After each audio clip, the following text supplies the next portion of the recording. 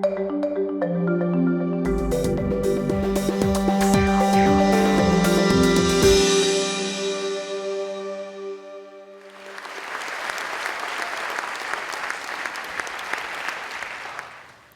are you hungry for in your life? What would you like to experience or create? What do you want? Whether we call it purpose or passion or calling, many of us are searching for something that'll really nourish us. And this search can be daunting, in spite of an entire industry that exists to help us find meaning and fulfillment. There are motivational speakers, online quizzes, over 15,000 books and products on Amazon when you search for Find Your Purpose. And that's where we all go to find our purpose, right? There are apps, of course, and coaches. As a life coach, people pay me to help them answer their big questions. And it's my life's work to find and create the tools that point them to their own answers. In searching for the best methods, I've paid attention to where people get stuck when they're trying to figure out what they want. And I noticed something that gave me an idea. I noticed that people who struggle to know what they want in life are also not so sure about what they want when it comes to the small day-to-day choices they face. And I wondered, how can you know what you want in life if you don't know what you want for lunch? So I created the 3-day lunch challenge. It used to be a week, but I couldn't get anybody to do it for that long. The lunch challenge is both a practice and a metaphor for the steps involved in figuring out what you want and ultimately getting it. We can do the first step here if you'd like.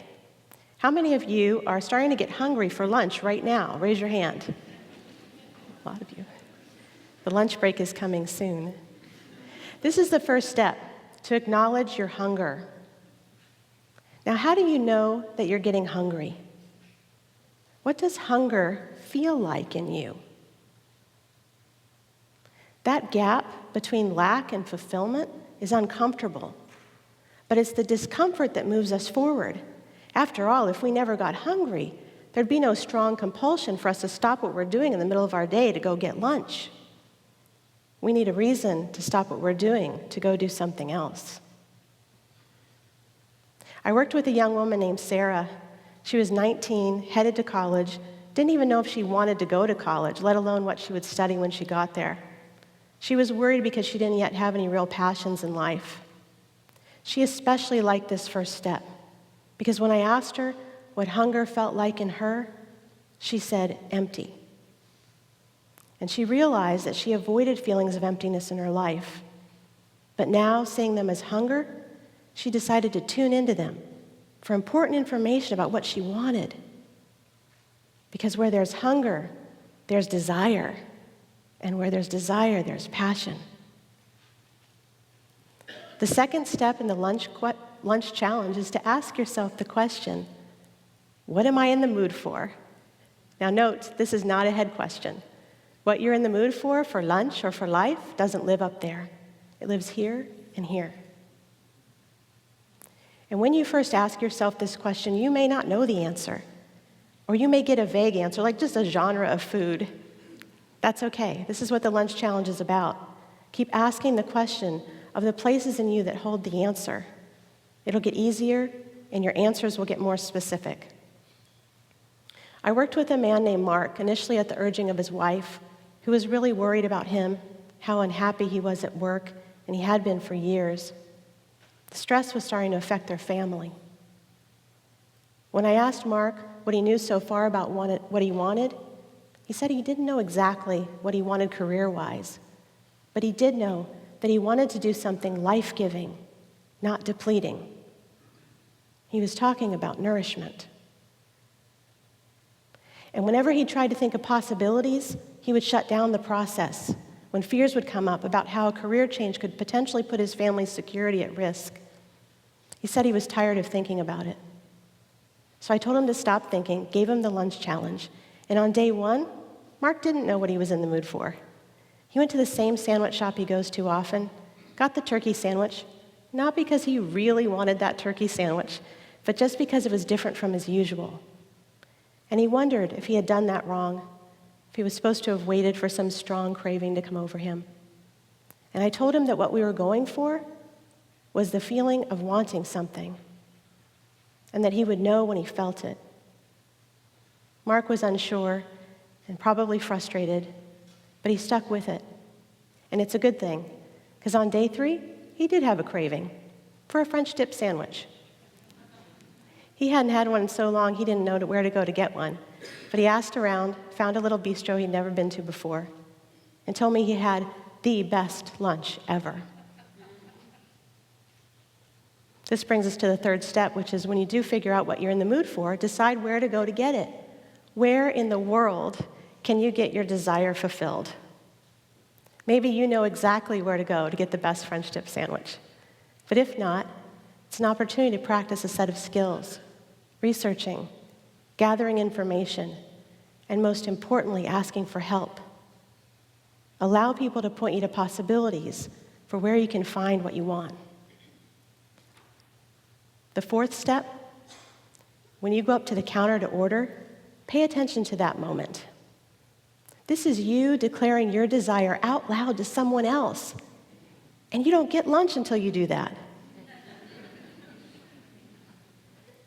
When you know your life goals, if you tell your specific goals to the right people, it elevates your level of commitment and things start to happen. If you keep it all to yourself, it'll be kind of like sitting at a restaurant, hungry, but not ordering. The fifth step is to be mindful also about when you pay for your lunch. This is your investment. You have to give something in order to receive something. And on your way to living a well-nourished life, you'll be called upon to give of yourself and your resources time and time again. The sixth and final step is to receive and eat. Now, just be in awe here with me for one moment, because this is pretty amazing. You went from being hungry and not knowing what to eat to figuring it out, tracking it down, ordering it, paying for it, and it's being presented to you. Isn't it incredible that we know how to do this? But what if what you get isn't what you ordered? What if they got the order wrong? No problem. It's another opportunity for a set of skills, this time to stand up for yourself and make it right. How many times, as you work to accomplish your life goals, will you need to do just that? Stand up for yourself and make it right. And by all means, when it's time to eat, savor it. And maybe your lunch is everything you hoped it would be. If not, try again tomorrow. Keep asking the questions, fine-tuning your process until you know exactly what it feels like to go from hunger to desire to knowing to passion. Mark applied these steps to other areas of his life. He asked himself what he was in the mood for when it came to what movies to watch, what activities to do on his days off. He ditched golf for racquetball.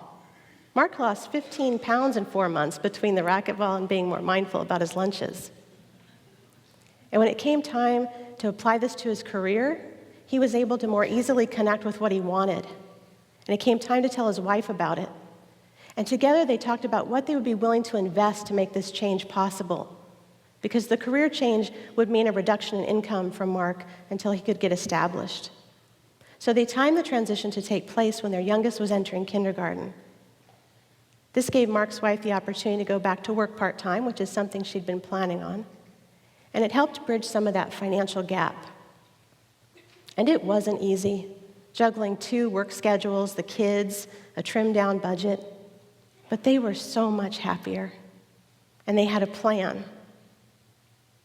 And now, together as a family, they ask themselves these questions. What are we in the mood for?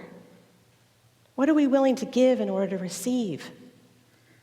Shaping the quality of their lives with their answers.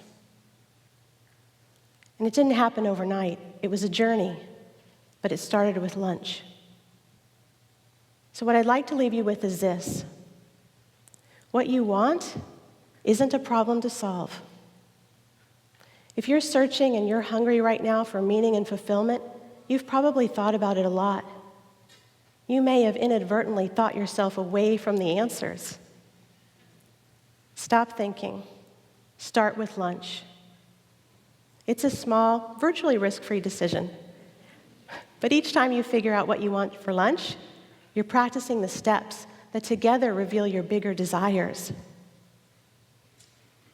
Imagine, what if being intentional about this relatively mundane daily decision could bring you closer to the most significant sources of nourishment in your life?